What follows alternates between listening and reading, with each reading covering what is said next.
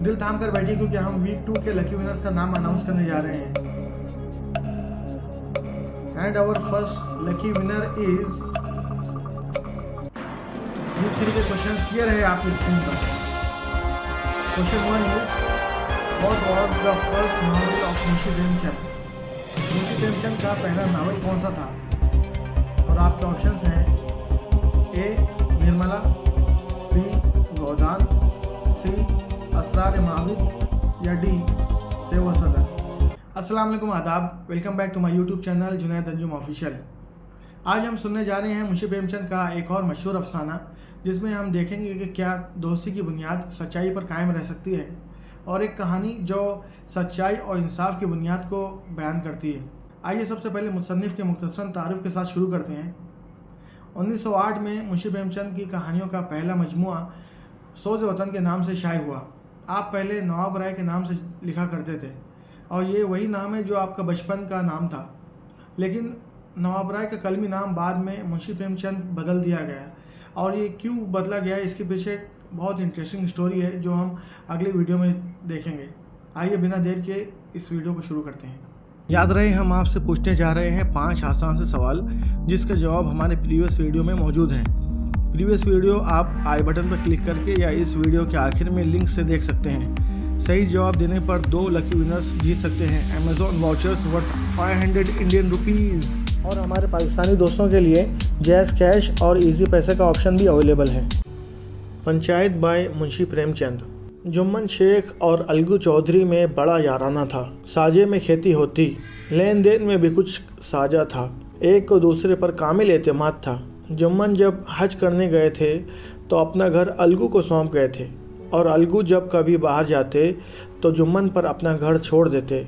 वो ना हम निवाला थे ना हम मुशर्रब, सिर्फ हम ख्याल थे, और यही दोस्ती की असल बुनियाद थी। शेख जुम्मन की एक बूढ़ी बेवा खाला थी। उनके पास कुछ थोड़ी सी मिल्कियत थी, मगर गरीब का कोई वारिस न था। जुम्मन ने वादा व अहद के सब्ज़ बाग दिखाकर खालाम्मा से वो मिल्कियत अपने नाम करा ली थी। जब तक हुबानामे पर रजिस्ट्री न हुई थी, खाला जान की खूब खातिरदारियाँ होती थी। खूब मीठे लुक़मे चटपटे सालन खिलाए जाते थे, मगर पगड़ी की मोहर होते ही उनकी खातिरदारियों पर भी मोहर लग गई। जुम्मन की अहलिया बी फ़हीमन ने रोटियों के साथ चीज़ें भी बदल दी और रफ्ता रफ्ता सालन की मिकदार रोटियों से कम कर दी। कुछ दिनों तक खाला जान ने देखा, मगर जब बर्दाश्त ना हुई तो जुम्मन से शिकायत की। जुम्मन सुलह पसंद आदमी थे, अब इस मामले में मुदाखलत करना मुनासिब ना समझा। कुछ दिन तो रो धोकर काम चला। आखिर एक रोज़ खाला जान ने जुम्मन से कहा, बेटा तुम्हारे साथ मेरा निभा ना होगा, तुम मुझे रुपए दे दिया करो, मैं अपना अलग पका लूँगी। जुम्मन ने बेइतनाई से जवाब दिया, रुपया क्या पेड़ पर लगता है? खाला जान ने बिगड़ कर कहा, तो मुझे कुछ रूखी सूखी चाहिए या नहीं? जुम्मन ने मजलूमाना अंदाज से जवाब दिया, चाहिए क्यों नहीं, मेरा खून चूस लो। कोई ये थोड़े ही समझा था कि तुम ख्वाजा खिजर की हयात लेकर आई हो। खाला जान अपने मरने की बात नहीं सुन सकती थी। आपे से बाहर होकर पंचायत की धमकी दी। जुम्मन हंसे, वो फातिहाना हंसी जो शिकारी के लबों पर हरन को जाल की तरफ जाते हुए देखकर नजर आती है। कहा, हाँ ज़रूर पंचायत करो, फैसला हो जाए। मुझे भी रात दिन का वबाल पसंद नहीं। पंचायत में किसकी जीत होगी, इस बारे में जुम्मन को कुछ भी अंदेशा न था। कुर्ब जवार में कौन था जो उनकी दुश्मनी मोल लेता? किस में इतनी जुर्रत थी जो उनके सामने खड़ा हो सके? आसमान के फरिश्ते तो पंचायत करने आएंगे नहीं। इसके बाद कई दिनों तक बूढ़ी खाला लकड़ी लिए आसपास के गांव के चक्कर लगाती रहीं। कमर झुककर कमान हो गई थी। एक कदम चलना भी मुश्किल था, मगर बात आ पड़ी थी, उसका तस्फिया भी ज़रूरी था। शेख जुम्मन को अपनी ताकत रसूख और मंतिक पर कामिल एतमाद था। वो किसी के सामने फरियाद करने नहीं गए। शायद ही कोई आदमी होगा जिसके सामने बुढ़िया ने दुख के आंसू ना बहाए हों। किसी ने तो यूं ही हाँ हूँ करके टाल दिया, किसी ने जख्म पर नमक छिड़क दिया। ज़रा इस हवस की पुजारन को देखो, कब्र में पैर लटकाए हुए हैं। आज मनी कल दूसरा दिन हुआ, मगर सब्र नहीं होता। अब तुम्हें घर बार जगह ज़मीन से क्या सरोकार? एक लुकमा खाओ, ठंडा पानी पियो और मालिक की याद करो। सबसे बड़ी तादाद सितम ज़रीफ़ों की थी। इंसाफ परवर आदमियों की तादाद बहुत कम थी जिन्होंने खाला जान की फरियाद को गौर से सुना हो और उसकी तशफ़ी की हो। चारों तरफ से घूम घाम कर बुढ़िया अलगू चौधरी के पास आई, लाठी पटक दी और दम लेकर कहा, बेटा तुम भी थोड़ी देर के लिए पंचायत में चले आना।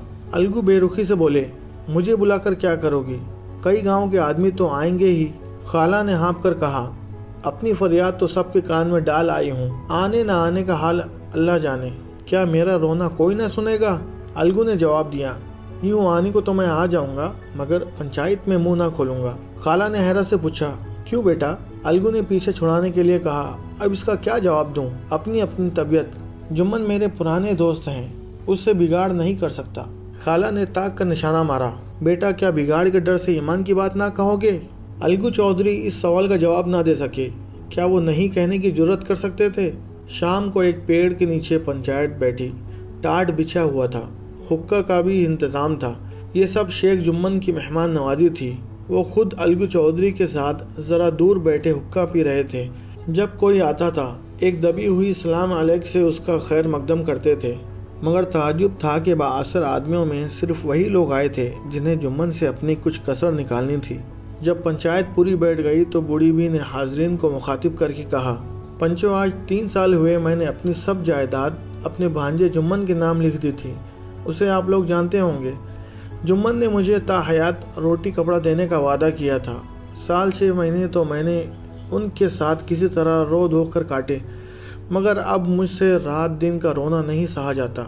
मुझे पेट भर रोटियां तक नहीं मिलती। बेकस बेवा हूँ, थाना कचहरी कर नहीं सकती, सिवाय तुम लोगों के और किससे अपना दुख दर्द बताऊं? तुम लोग जो राह निकाल दो उस राह पर चलूं। अगर मेरी बुराई देखो तो मेरे मुंह पर थप्पड़ मारो, जुम्मन की बुराई देखो तो उसे समझाओ क्यों एक बेकस की आह लेता है। रामधन मिश्र बोले, जुम्मन मियाँ, पंच किसे बनाते हो? अभी से तय कर लो। जुम्मन ने हाजरीन पर एक उड़ती हुई निगाह डाली, अपने तय मुखालिफों के नरगे में पाया, दिलेराना अंदाज से कहा, खाला जान जिसे चाहे पंच बनाए, मुझे उज्र नहीं है। खाला जान ने चिल्लाकर कहा, अरे अल्लाह के बंदे, तू पंचों का नाम क्यों नहीं बता देता? जुम्मन ने बुढ़िया को गजबनाक निगाहों से देखकर कहा, अब इस वक्त मेरी ज़बान ना खुलवाओ, जिसे चाहो पंच बना दो।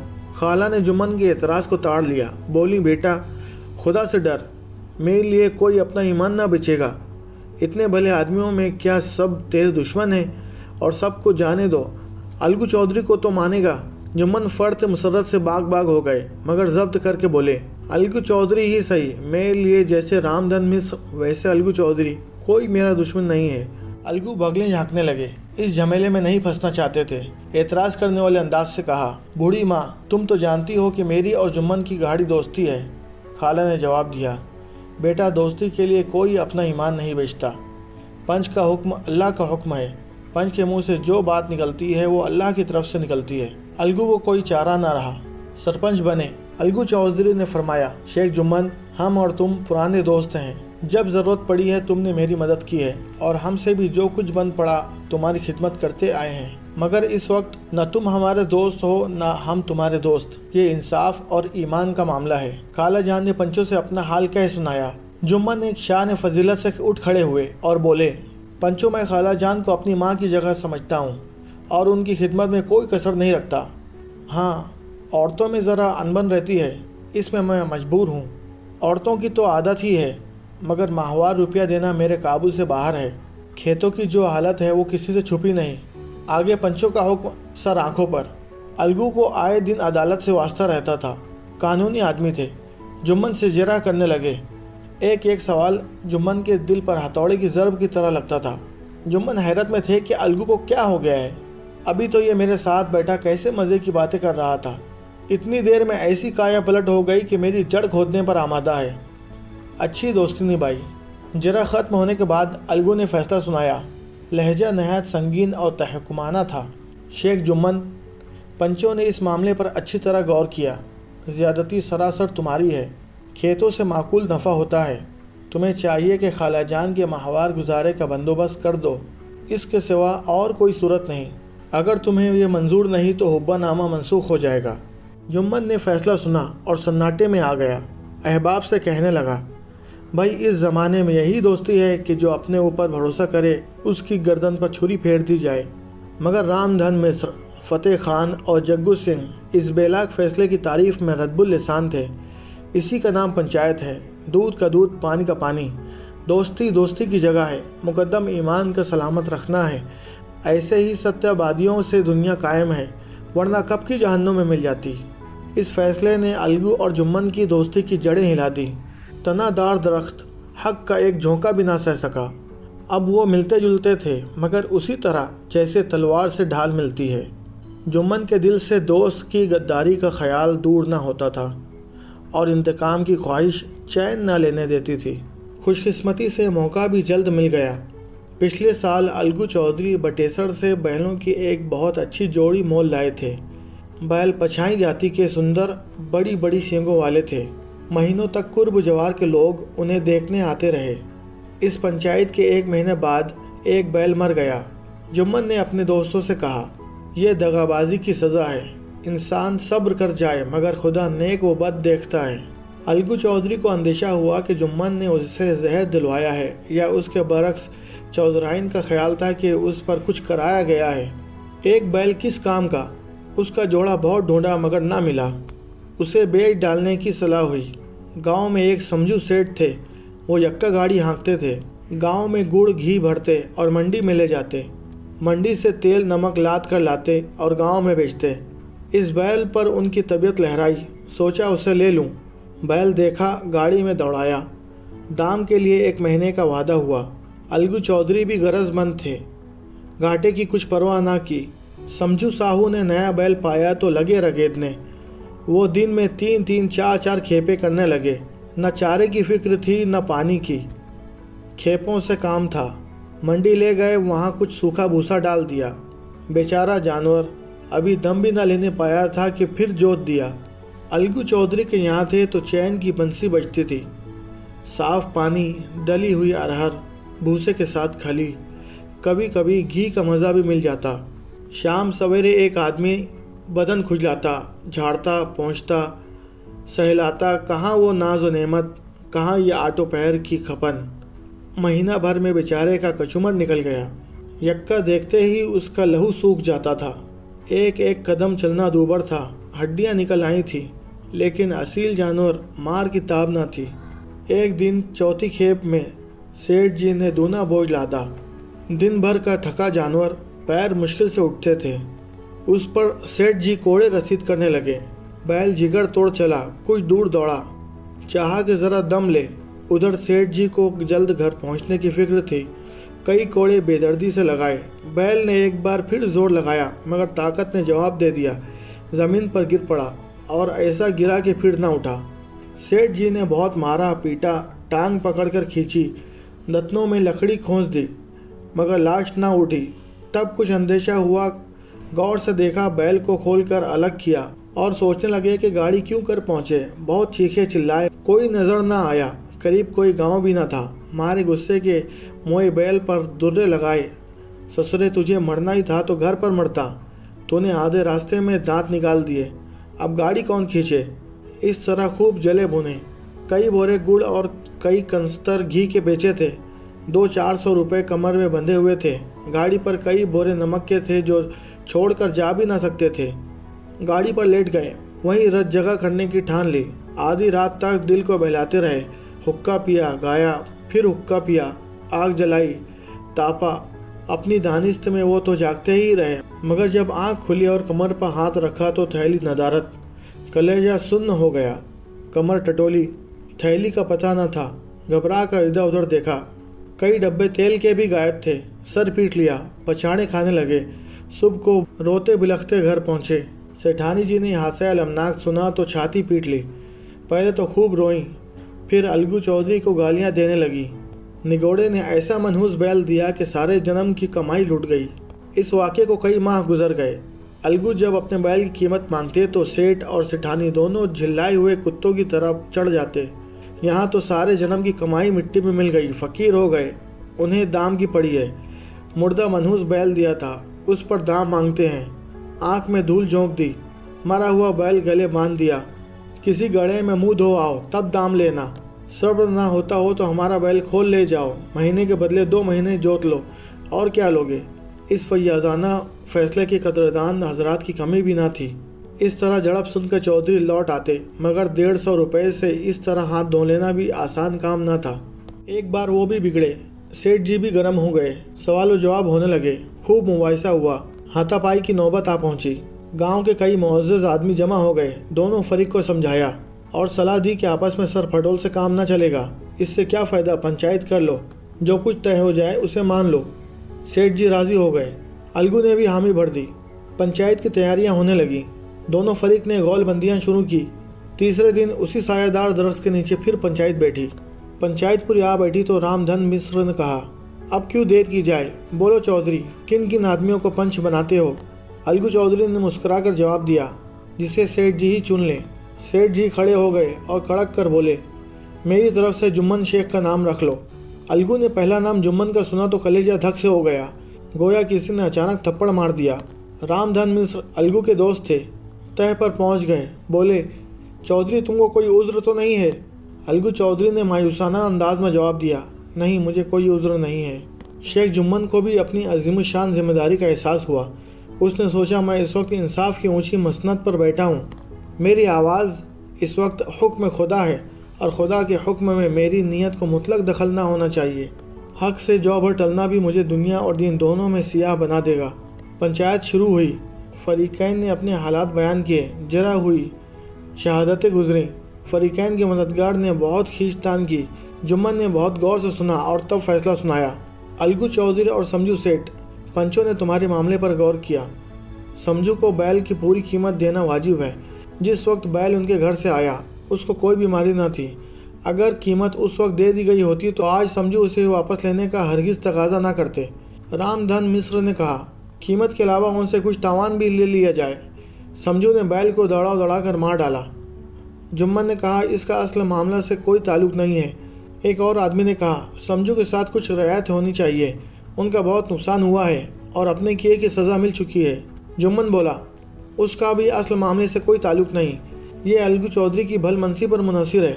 ये फैसला सुनते ही अलगू चौधरी फूले ना समाए, उठ खड़े हुए और ज़ोर ज़ोर से हाँक लगाई, पंच परमेश्वर की जय, पंच परमेश्वर की जय। आसमान पर तारे निकल आए। इस नारे के साथ उनकी सदाए तहसीन भी सुनाई दी। हर शख्स जुम्मन के इंसाफ की दाद दे रहा था। इंसाफ इसको कहते हैं, आदमी का ये काम नहीं, पंच में परमात्मा बसते हैं, ये उनकी माया है। पंच के सामने खोटे को ख़राब बनाना मुश्किल है।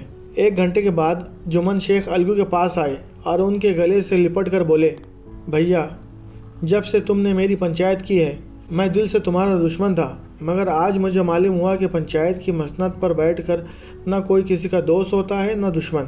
इंसाफ के सिवा और उसे कुछ नहीं सूझता, ये भी खुदा की शान है। आज मुझे यकीन आ गया कि पंच का हुक्म अल्लाह का हुक्म है। अलगू रोने लगे। दोनों के दिल साफ हो गए। दोस्ती का मुरझाया हुआ दरख्त फिर से हरा हो गया।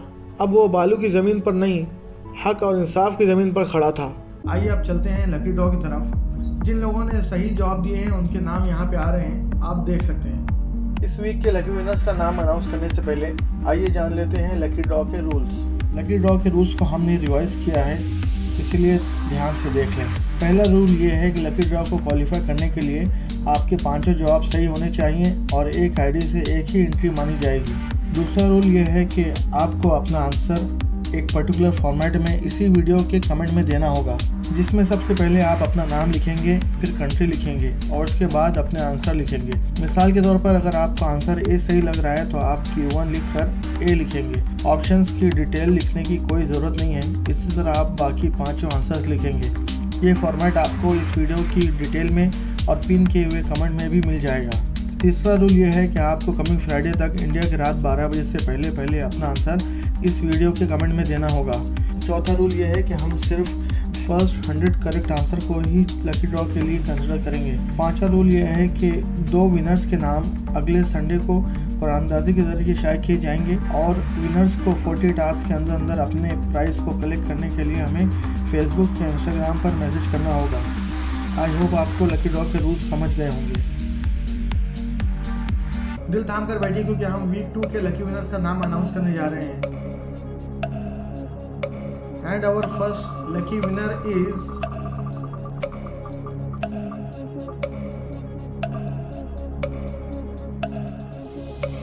Abdullah Naveer. Many congratulation. Now it's time to go for the next winner. और हमारा अगला विनर है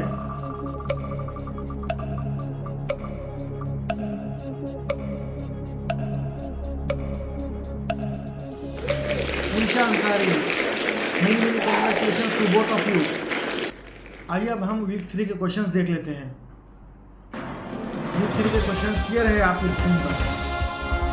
question 1 is what was the first novel of Munshi Premchand. Munshi Premchand का पहला नावल कौन सा था? और आपके ऑप्शंस हैं ए निर्मला, बी गोदान, सी असरार माविद या डी सेवा सदर। क्वेश्चन नंबर 2 ये रहा आपकी स्क्रीन पर। From which city Munshi Premchand first novel published.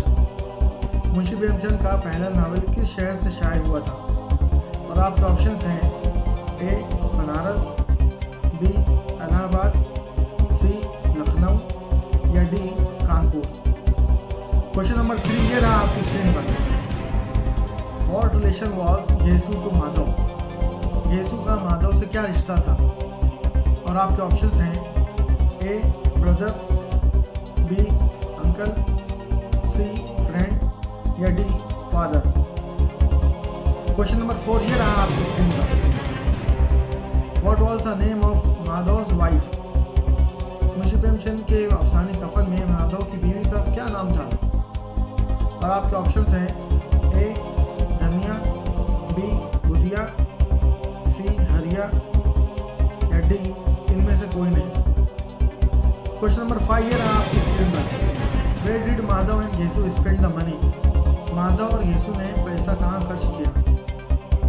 और आपके ऑप्शंस हैं ए लकड़ियों के लिए, बी कफन के लिए, सी शराब के लिए या डी दवाइयों के लिए। I hope you enjoyed the video. Please like, share, subscribe and hit the bell icon.